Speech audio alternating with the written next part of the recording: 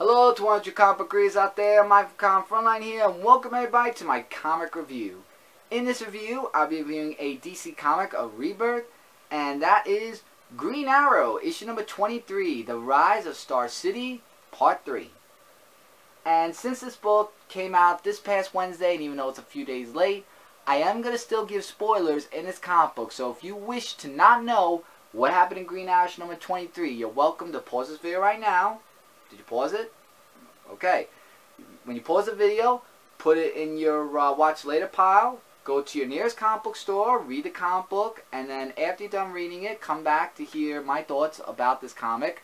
Or if you do want to know what happened in Green Arrow issue number 23, I will say in this review, but I am going to give away spoilers. So those were the options. So don't say I didn't warn you, because I'm going to start right now. So starting in this issue, starts off where Black Canary is at a library where she's looking up the Queen family archive, and those little square boxes, we see Amiko talking with Oliver Queen about, you know, like she actually talks to him about saying, you know, like you and Black Canary, you know, that you two separate and everything, even though you got into an argument. Just remember, we've lost Diggle, and, you know, we can't lose anybody else. But Green Arrow, when he goes somewhere, he gets this news, and if you saw from last issue what happened with the Green Arrow headquarters of getting on fire, Green Arrow finds out, and he finds Henry Piff's glasses. By the way, this is phenomenal artwork. I will say that.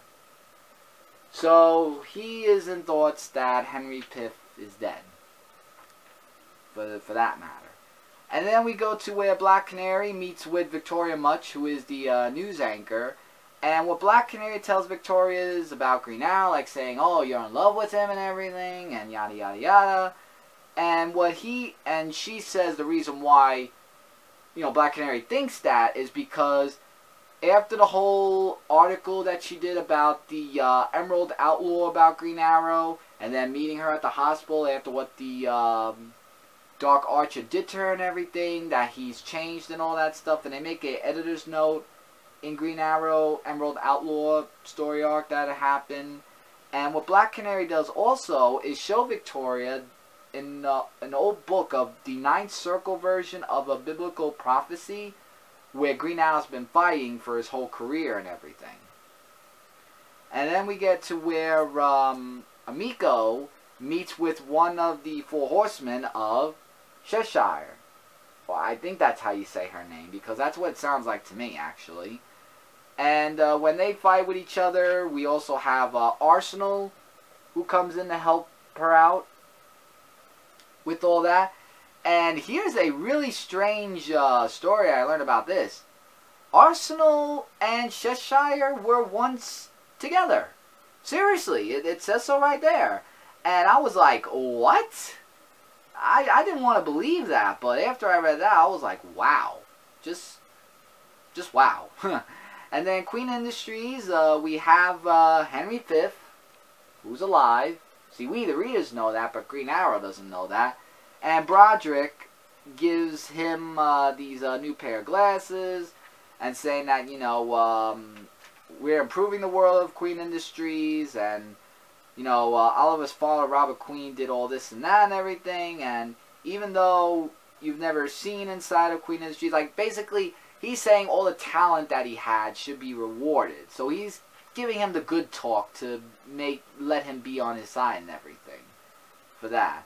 And then we get Amiko and Arsenal talking about, you know, how Arsenal's had an ex of Cheshire and everything.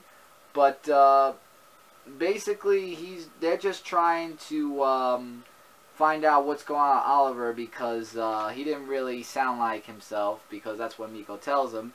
And then we get a fight of Green Arrow with Eddie Fires, but Eddie Fires didn't come alone.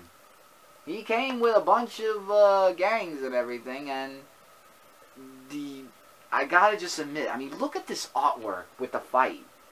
I mean, I'm really amazed at the artwork in this comic book and everything. And then when everything started, you know, like there's so many things that are going on. And then after that we see an explosion of something that happened in a tower. And what happened? Well, we're going to find out because it's to be continued in the next issue, The Tale of Two Cities.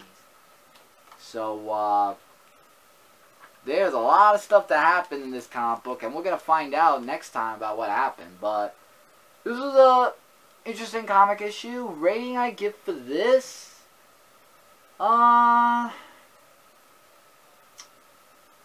this is really tough, but you know what? I'll give it a mixed rating between a 4 to 4.5 out of 5. Phenomenal artwork, great story as always. I would say you should pick this up if you've been reading Green Arrow all along, or I would say you should get the Rise of Star City Part 1 so you'll know what happened in this one because it's Part 3. And if not for either, then you won't, but I leave it up to you guys. I would recommend it though for you guys to definitely read this comic book. It is really an interesting issue. Definitely pick this up. So with that, everybody, that's my comic review of Green Arrow, issue number 23, The Rise of Star City Part 3. And before I go, don't forget to check out comicfrontline.com, zone4podcast.com, and our YouTube game channel, Frontline Gaming Zone. The number one source for comic and gaming news, reviews, and a whole bunch more. Leave your comments in the comment section of any questions, agree or disagree on anything I say about this issue. And as always, please hit that subscribe button because we got videos uploaded daily and you won't want to miss out on any videos that we upload. So to all your comic book readers out there, Mike Confront saying take care, and as always, don't forget to keep watching. Later, everybody.